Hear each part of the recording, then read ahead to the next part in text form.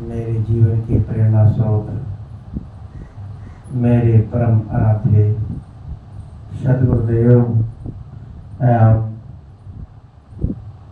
सत्संग सभा स्थल में बैठे हुए प्रिय बंधु, ममतामयी माताओं, बहनों एवं नन्हे मुन्ने प्यारे बच्चों, सदगुरु कबीर साहब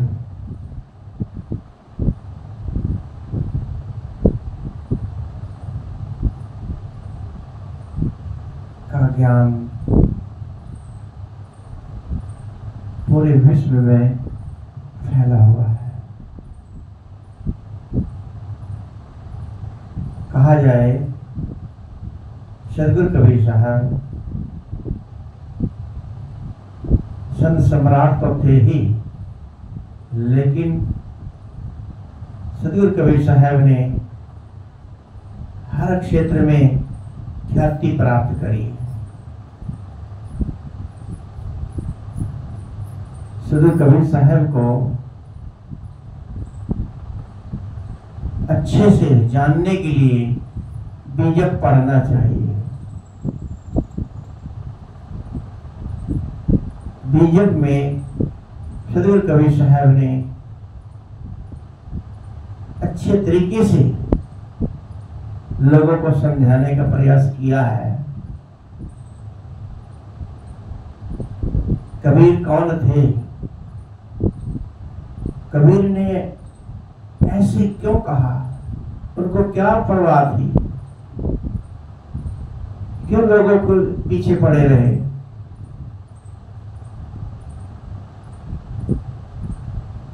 अपना काम करके चले जाते, कोई जरूरत नहीं थी लोगों को इतना समझाने की। लेकिन वो सब ऐसे महापुरुष संसार में बार बार नहीं होते। उन्होंने धर्म के क्षेत्र में सबको फटकारा है और वो डायरेक्ट मनुष्य से बात करते हैं। ऐसी ऐसी वाणियां जो दिल को बिल्कुल चीरती चली जाती है।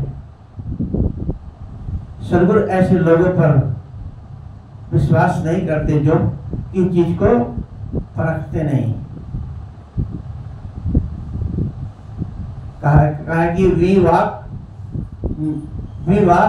Bye faith not by sight. कहते कि हम विश्वास पर चलते हैं और देखकर नहीं चलते। We walk by faith not by sight. देखकर नहीं चलते। उनको सदगुरु कबीर साहब पसंद नहीं करते। देख कर चलना, समझना, परख कर मानना, आंख बंद करके नहीं। सदगुरु ऐसे लोगों को पसंद करते हैं। आंख बंद करके लोग मानते हैं।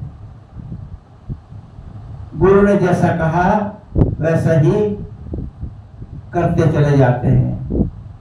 गुरु भी बहुत विवेक विचार से सोच समझ के करना चाहिए। गुरु तो दुनिया में बहुत होते हैं, लेकिन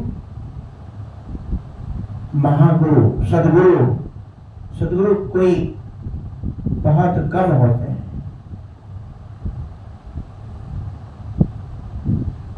सदगुरु कबीर साहब ने लोगों को प्यार से समझाने का भी प्रयास किया। जैसे उन्होंने कहा, दादा भाई को लेखो चरण नवाओ बंदा, अब की पुरिया जो निर्वारे सो जन सदा आनंदा। कि मैं दादा, हे मेरे दादा, हे मेरे भाई, मैं तेरे चरणों की वंदना करता हूँ। अब की पुरिया, इस बार जन्म मिला है, मनुष्य का जीवन मिला है, ये बार बार नहीं मिलेगा। एक चांस मिलता है एक मौका मिला है, इसको अगर चूक गया तो दोबारा मनुष्य का जन्म नहीं मिलता।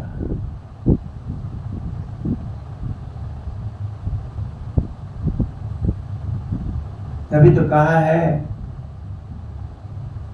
मनुष्य जन्म पाई के चूके अब की घात, जाए पड़ा भव चक्र में सहे घनेरी लात। मनुष्य जन्म पा करके यदि ये मौका चूक गए, ये मानव का जो जीवन मिला है मनुष्य का, किस लिए मिला है? अगर ये मौका चांस चूक गए तो फिर नरक का वास होगा। फिर तो 84 लाख योनियों में इस जीव को भटकना पड़ता है।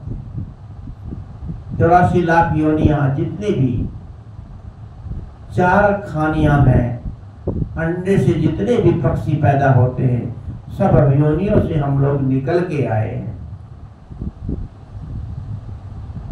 और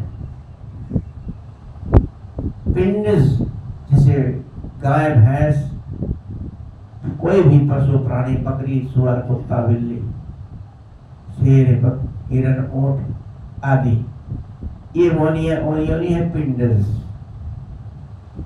और तीसरी योनि है उष्मज, जो कीट पतंगे, नाली के कीड़े जो पसीने से पैदा होते हैं, जमीन से पैदा होते हैं। एक उष्मज तुरंत पैदा हुए तुरंत मर जाते हैं।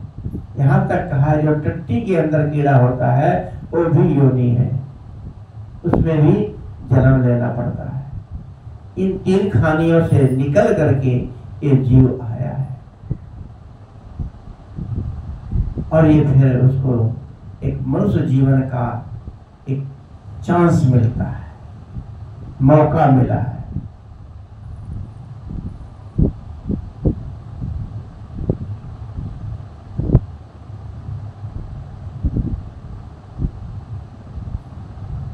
कहा है मानुष होई के ना मुआ तो डांगर ढोर। मानुष होई के ना मुआ तो डांगर ढोर। एक जीव ठौर न लागा,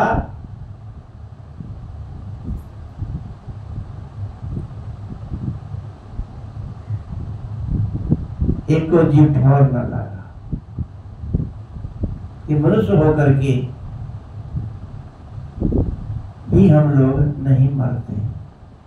मरते हैं तो पशु की तरह, ढांगर ढोर, पशु जानवर की तरह। जन्म लिया, पैदा हुए और फिर संसार में लिप्त हो गए। बनाना खाना, दिन रात यही काम धंधा। तो मनुष्यता का जीवन हमने कहाँ जिया? जैसे जानवर जी रहा है, खा रहा है, टट्टी कर रहा, खा रहा, उसको जीने का कोई मतलब नहीं, उसको क्या ज्ञान है? तो हम लोग भी यदि अपने जीने का मकसद ही नहीं जाना पाए कि क्यों हम जी रहे हैं, संसार में क्यों आए हैं, तो मनुष्य लेने का कोई मतलब नहीं। पूरे जीवन हम लोग तड़प तड़प के परेशान होकर पूरा जीवन बिता देते हैं। रोते रोते जन्मते हैं और शिकायत करते करते जीते हैं, तड़प तड़प के मर जाते हैं। ये कोई जीना है? जिंदगी को ऐसे जियो, अपना तो हम भला करें और आने वाली पुश्तें भी हमें याद करें। जब सदगुरु कहते हैं कि कबीर जब हम पैदा हुए, जग हंसे हम रोए, ऐसी करनी कर चलो, हम हंसे जग रोए। जब बच्चा पैदा होता है तो घर के लोग खुशियां मनाते हैं, नाच गाना करते हैं। जब लड़का पैदा होता है तो थाली बजाते हैं, लड़की पैदा हुई तो जो माँ लड़की है उससे बच्चा पैदा हुआ तो अगर उसको पता लग गया कि लड़की हुई है वो भी बेहोश हो जाती है। लड़की जात भी लड़की को पसंद नहीं करती। जब लड़का हो जाता है तो खुशियां मनाते हैं, लड़की हुई तो मुंह लटका लेते हैं। लड़का हो या लड़की, सब जीव वहीं से आते हैं, अपने कर्मों का लेखा जोखा लेके आते हैं। सब जीव अपने में महान होते हैं।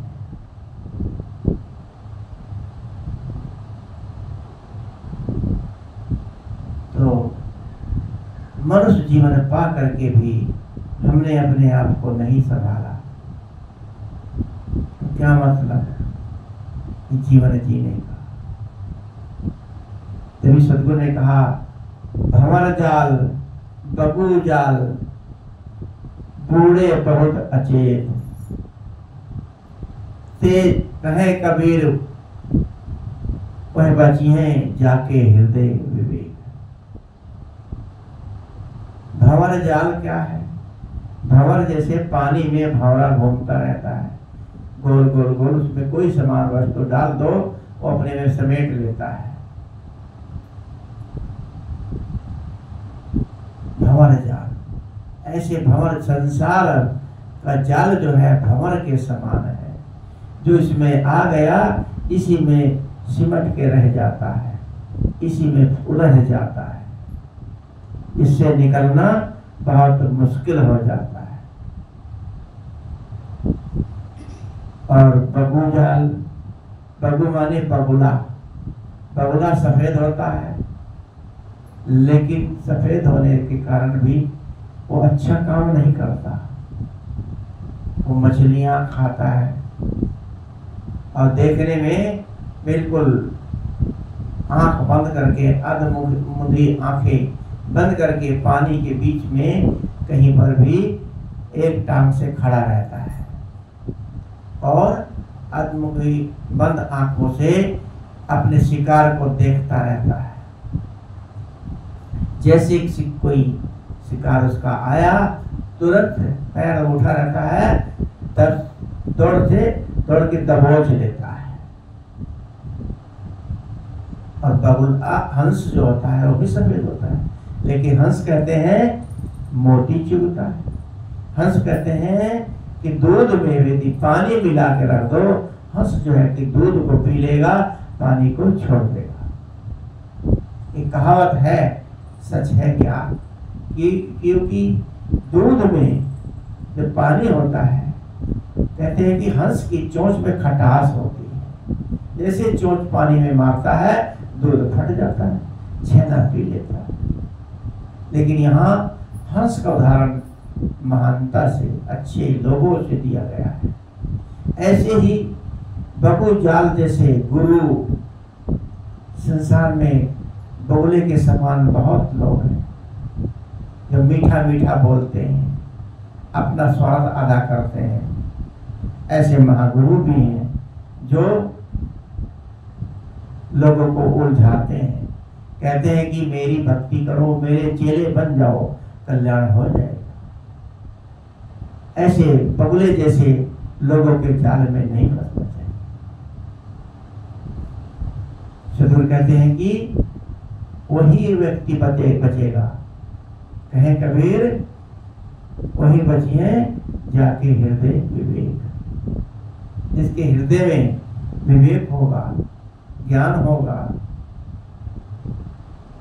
वही व्यक्ति अपने को बचा लेगा।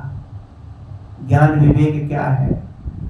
ज्ञान विवेक हमें संतों के सत्संग में मिलता है। सत्संग, सत्संग किसे कहते हैं? सच्चाई, सतता का संग, सत्संग।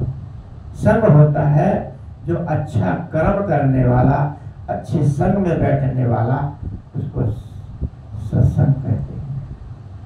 अगर हम अच्छे मन से कोई काम कर रहे हैं तो भी सत्संग बन जाता है। अच्छे मन से भोजन बना रहे हैं, वो वो भी हमारा एक सत्संग बन जाता है। अच्छे मन से कोई भी काम किया गया सत्संग बन जाता है।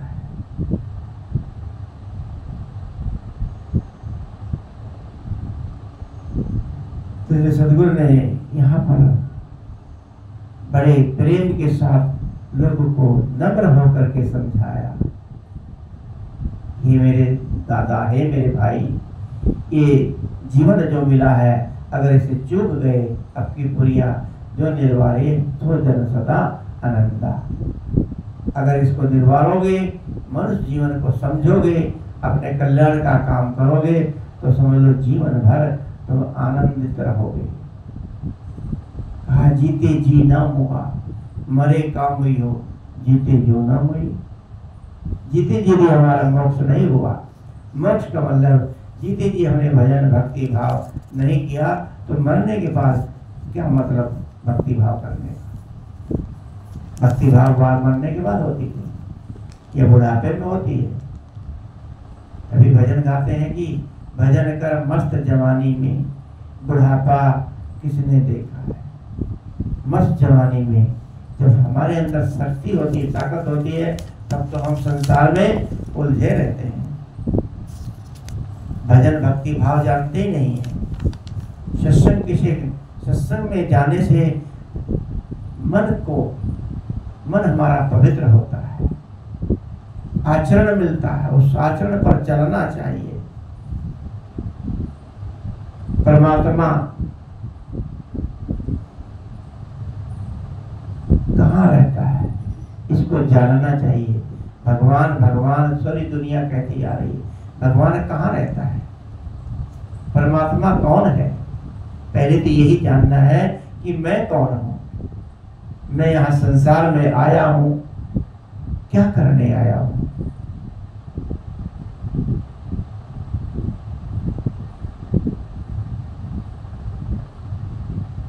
ये जन्म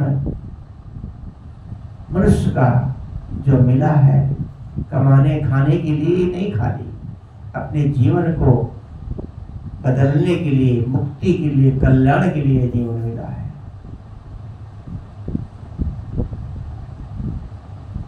हम लोगों को यदि कोई कटु वचन कहते, गलत वचन कहते तो बहुत अंदर से क्रोधित होते हैं, दुखी होते हैं। किसी के कड़वे वचन को सुन करके भी अंदर दुखी नहीं होना चाहिए, तब वो एक साधन बन जाता है। इनका कर्क करेजे गड़ रही वचन वृक्ष की भास, निकसाए निकसे नहीं रहे सो कहूं बास। कर्क करेजे कि किसी ने यदि हमें गलत कह दिया तो हमारे कलेजे में उसकी बात चुभती रहती, इसने ऐसा मेरे को क्यों कहा, ऐसा क्यों कहा है। तो वचन वृक्ष की भास, निकसाए निकसे नहीं रहे से कहूं बास। और बात हम भूल जाते हैं, लेकिन वचन की बातें जीवन भर रहती है कि फलाने भले उस व्यक्ति ने मेरे को ऐसा कहा था। तो अंदर से हम पीड़ित रहते हैं, जीवन भर गांठ बनाए रखते हैं।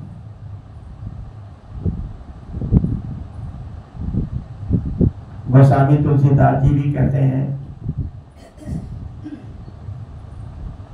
कि इंद्रिय विषय हमारा जहां तक जाता है। यहाँ गोस्वामी जी एक कबीर साहब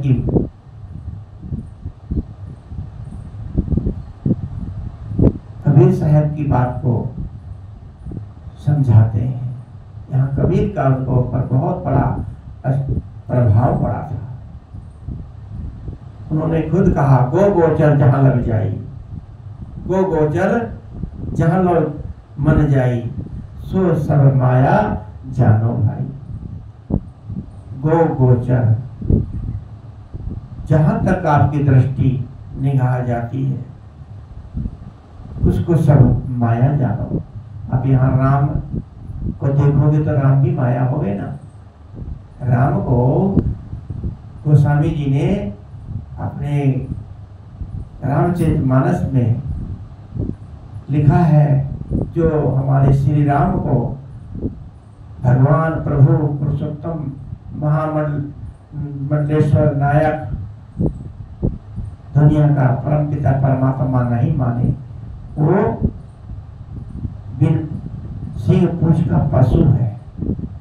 लेकिन यहाँ पर उनको जब ज्ञान हो जाता है, यहाँ कहा है कि गो गोचर जो जाई, कि जहाँ तक हमारी निगाह जाती है, जो गोचर जहाँ लो मन जाई, ये सब माया जानो भाई। आगे कहती देखी सुनी गुनी मन माही, देखी सुनी गुनी मन माही, मोह मूल परमार्थ नाई। लोग परमात्मा को बाहर खोजते हैं, बाहर तो कुछ मिलता नहीं है।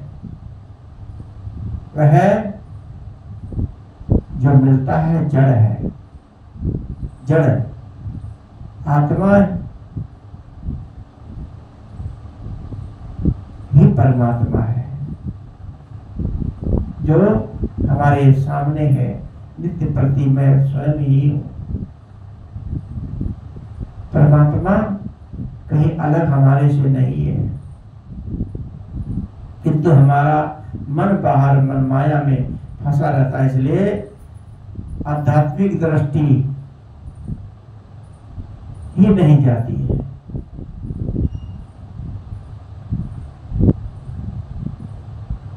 जो बाहर है ये सब जड़ वस्तु है। कोई मूर्ति भी है वो भी जड़ है, गुरु है वो भी जड़ है। लेकिन शुरुआत में अपने किसी इष्ट का या गुरु का ध्यान लगा के ध्यान करना ठीक है, लेकिन बाहर ये सब जड़ है। जड़ में यदि उलझोगे इससे मुक्ति कल्याण नहीं होगा। गोस्वामी का जहां तक हमारी दृष्टि जाती है वो सब जड़ है। हमें अंतर्मुख होना चाहिए। अंतर्मुख होंगे तो परमात्मा आपको मिल जाएगा।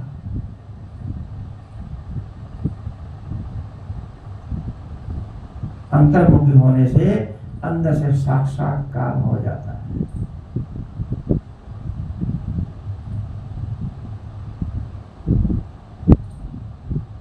तो अपने मनुष्य जीवन को हमने कहा सदगुरु कबीर साहब की साखी कि मनुष्य जन्म पाएगी चूके अब की घात, जाए पड़ा भव चक्र में सहे घनेरी लात। मनुष्य जन्म पा करके ये मौका दी चूक गए तो भव चक्र में नरक में इसके जाल में जाके फंस जाओगे और फिर मुक्त नहीं हो पाओगे। फिर ये मनुष्य जीवन दोबारा नहीं मिलेगा। इसलिए अपने जीवन को समझना चाहिए। राम राम राम राम राम राम रटने से परमात्मा नहीं मिलेगा। राम को समझना है। तो तोता रट्टू लोगों का ज्ञान तोता रट्टू जीवन भर बस यही कहते रहते हैं राम राम राम राधे राधे राधे हरे कृष्णा। इससे कोई मुक्ति मिलेगी?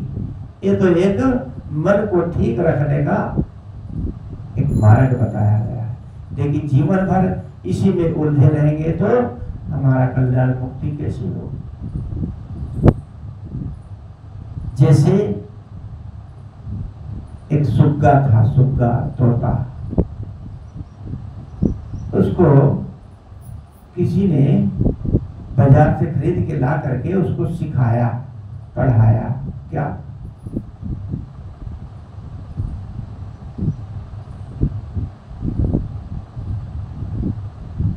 कि